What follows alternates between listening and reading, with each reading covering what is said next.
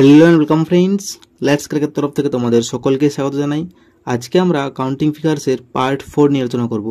যদি কারো আগের পার্টগুলো না দেখা থাকে তাহলে অবশ্যই দেখে নিও। চলো স্টার্ট করা যাক।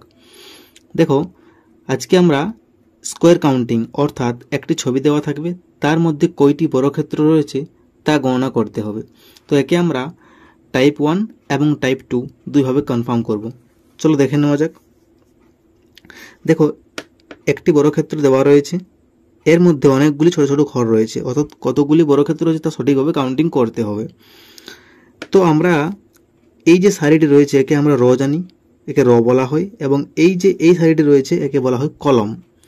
তাহলে দেখো, যদি আমি কাউন্টিং করি 1 2 3 4, আবার যদি এদিকে কাউন্টিং করি তাহলে 1 2 3 4। দেখো, র এবং কলম কি হচ্ছে না সমান সমান হচ্ছে। তাহলে যদি এই ধরনের টাইপ থাকে যে র এবং কলম সমান হয়, তাহলে আমরা একটা ট্রিক অ্যাপ্লাই করব। তাহলে কি হচ্ছে সেটি না, র ইকুয়াল টু হচ্ছে কলম। তাহলে র ইকুয়াল টু কলম যখন হবে তখন আমরা একটা ট্রিক অ্যাপ্লাই করব। ট্রিকটি হলো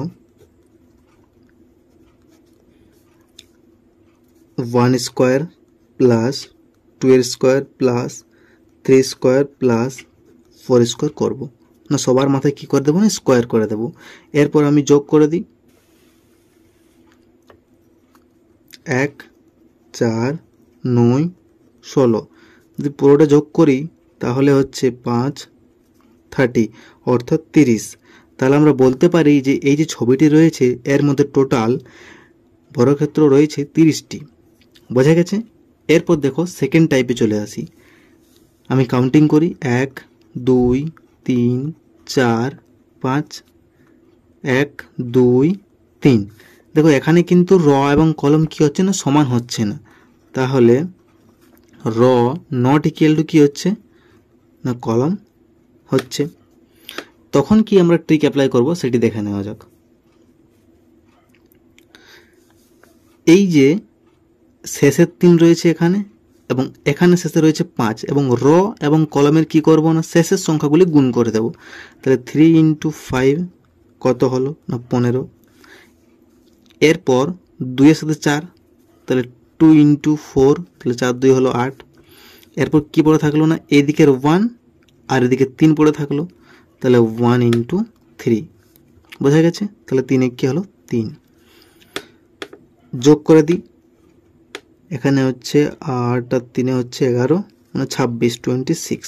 তাহলে বলতে পারি যে এই ছবিটির মধ্যে টোটাল বর্গক্ষেত্রের সংখ্যা হলো 26টি। বোঝা গেছে?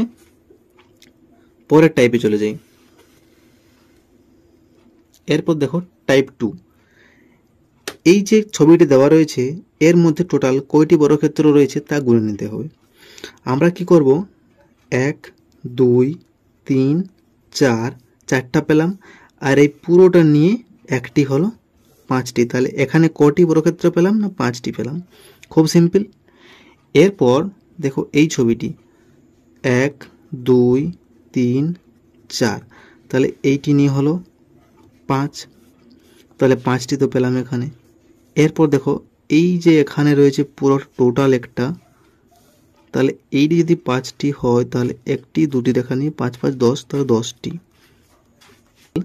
বর্গক্ষেত্রের সংখ্যা কয়টি হলো না 10টি হলো। এরপর 3 নম্বর দেখো 1 2 3 4, 4টি ত্রিভুজ পেলাম, আর ত্রিভুজ না চতুর্ভুজ। আর এই একটি নিয়ে কটি হলো না 5টি হলো।